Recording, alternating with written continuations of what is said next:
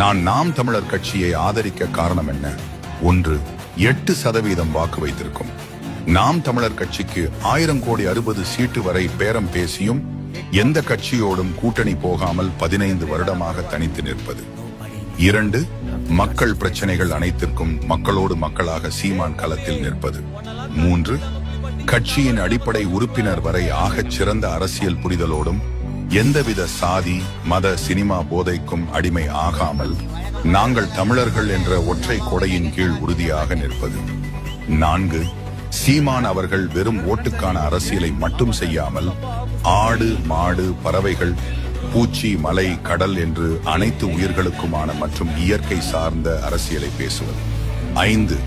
கேரளாவை மலையாளி ஆளும்போது, ஆந்திராவை தெலுங்கன் ஆளும்போது, கர்நாடகாவை கன்னடன் ஆளும்போது தமிழ்நாட்டை மட்டும் ஏன் திராவிடன் என்ற பெயரில் மற்ற மொழியாளர்கள் ஆள வேண்டும் என்று கேட்பதும், தமிழ்நாட்டில் யார் வேண்டுமானாலும் வசதியாக வாழுங்கள், ஆனால் தமிழர்கள் நாங்கள் தான் ஆளுவோம் என்று சீமான் பேசுவது ஆகச் சிறந்த கருத்து மட்டுமல்லாமல் இந்த நிலத்தில் வாழும் பூர்வகுடி மக்களான தமிழர்களின் அடிப்படை உரிமையும் கூட.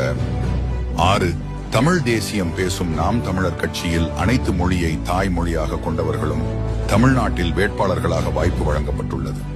இது மட்டுமல்லாமல் நாம் தமிழர் கட்சியில் உள்ள ஒரு சில நல்ல பழக்க வழக்கங்களை சொல்கிறேன் கேளுங்கள். யாருக்கும் பொன்னாடை போற்றக்கூடாது, யார் காலிலும் விழுகக்கூடாது, வாழ்க ஒழிக என்ற கோஷம் போடக்கூடாது, பொதுக்கூட்டம் போட்டால் மக்கள் வெயிலில் அமர்ந்தால் மேடையில் தலைவனும் வெயிலில்தான் நின்று பேச வேண்டும், கட்சியில் பயணிக்கும் பெண்களை அக்கா தங்கை என்றுதான் அழைக்க வேண்டும், கட்சி உறுப்பினர்கள் சந்தித்துக் கொள்ளும் போது தூய தமிழில் மட்டுமே உரையாட வேண்டும், ஆங்கிலம் கலக்கக்கூடாது. இப்படிப்பட்ட ராணுவ கட்டமைப்பு கொண்ட ஒழுக்கமான கட்சியை தமிழ்நாட்டில் வேறு எங்கும் காண முடியாது. நாம் தமிழர் கட்சிக்கு வாக்களிப்போம், நாளைய தலைமுறைக்கு வாழ்வளிப்போம்.